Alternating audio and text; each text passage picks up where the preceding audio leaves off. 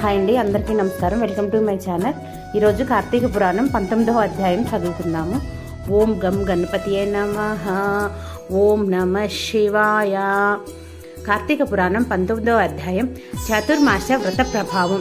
నైమిషారణ్యంలో మనుషులంతా కలిసి సిదానందుని స్తోత్రం చేసిన తర్వాత జ్ఞానసిద్ధుడు అనే మహాయోగి, ఓ దీనబాంధవ, వేదవేద్యుడువని, వేద వ్యాసుడువని, అద్వితీయుడువని, సూర్యచంద్రులే నేత్రాలుగా ఉన్నవాడివని, సర్వంతర్యామివని, బ్రహ్మరుద్ర దేవాంధ్రులచే సర్వతా పూజలందుకునేవాడివని, సర్వాంతర్యామివని, నిత్యుడవని, నిరాకారుడవని, సర్వజనులచే స్తుతింపబడుతున్న ఓ మాధవ, నీకివే మా హృదయపూర్వక నమస్కారాలు.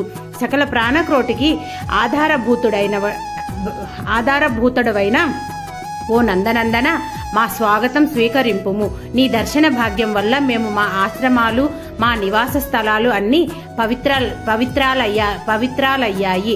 ఓ దయామయ, మేం ఈ సంసార బంధం నుండి బయటపడలేకున్నాము. మమ్మల్ని ఉద్ధరింపుము. మానవుడెన్ని పురాణాలు చదివినా, ఎన్ని శాస్త్రాలు విన్నా నీ దివ్య దర్శనం దొరకజాలదు. నీ భక్తులకు మాత్రమే నీవు కనిపిస్తావు. ఓ గజేంద్ర రక్షక, ఓ ఉపేంద్ర, శ్రీధర, ఋషికేశ, నన్ను కాపాడుము అని మైమర్చి స్తోత్రములు చేయడగా శ్రీహరి చిరునవ్వుతో, జ్ఞానసిద్ధ, నీ స్తోత్ర వచనానికి నేనెంతో సంతోషించాను. నీకిష్టమైన ఒక వరం కోరుకో అని పలికెను. అంతట జ్ఞానసిద్ధుడు, ప్రద్యుమ్న, నేనీ సంసార సాగనం నుంచి విముక్తుడగు కాలేక శ్లేష్మమున పడిన ఈగలా కొట్టుకుంటున్నాను. కాబట్టి నీ పాద పద్మాలపై జ్ఞానముండేట్లు అనుగ్రహించు. మరేదీ నాకు అవసరం లేదు అని వేడుకొన్నాడు. అంతటి శ్రీమన్నారాయణుడు, ఓ జ్ఞానసిద్ధుడా, నీ కోరిక ప్రకారం వరం ఇస్తుచున్నాను. అదే కాకుండా మరో వరం కోరుకో, ఇస్తాను. ఈ లోకంలో అనేక మంది దురాచారులై, బుద్ధిహీనులై అనేక పాప కార్యాలు చేస్తున్నారు. అలాంటి వారి పాపాలు పోవడానికి ఒక వ్రతం కల్పిస్తున్నాను. ఆ వ్రతాన్ని సర్వజనులు ఆచరించవచ్చు. సావధానుడివై ఆలకించు. నేను ఆషాఢ శుద్ధ దశమి రోజున లక్ష్మీ సమేతంగా పాల సముద్రంలో శేషశయ్యపై పవలిస్తాను. తిరిగి కార్తీక మాసం శుద్ధ ద్వాదశి వరకు చాతుర్మాసం అనే పేరు ఈ కాలంలో చేసే వ్రతాలు నాకు అమిత ఇష్టమైనవి. చాతుర్మాస్యాల్లో ఎలాంటి వ్రతాలు చేయని వారు నరక కూపాలలో పడతారు. ఇతరులతో కూడా ఈ వ్రతాన్ని ఆచరింపజేయాలి. దీని మహత్యాన్ని తెలుసుకో. వ్రతం చేయని వారికి బ్రహ్మహత్యాది పాతకాలు కలుగుతాయి. ఇక చాతుర్మాస వ్రతం చేసేవారికి జన్మజర వ్యాధుల వలన కలుగు బాధలుండవు. దీనికి నియమంగా ఆషాఢ శుద్ధ దశమి మొదలు శాఖములు అంటే కూరలు, శ్రావణ శుద్ధ దశమి మొదలు పప్పు దినుసులు విసర్జించాలి.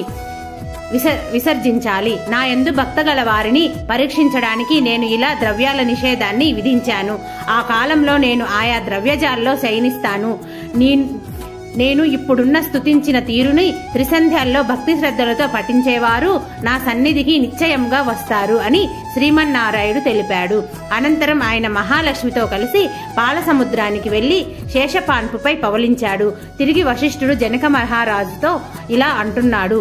ఓ రాజా, ఈ విధంగా విష్ణుమూర్తి జ్ఞానసిద్ధుడు మొదలగు మునులకు చాతుర్మాస వ్రత మహత్యాన్ని ఉపదేశించాడు. ఈ వృత్తాంతాన్ని అంగీరసుడు ధనలోభునికి తెలియజేశాడు.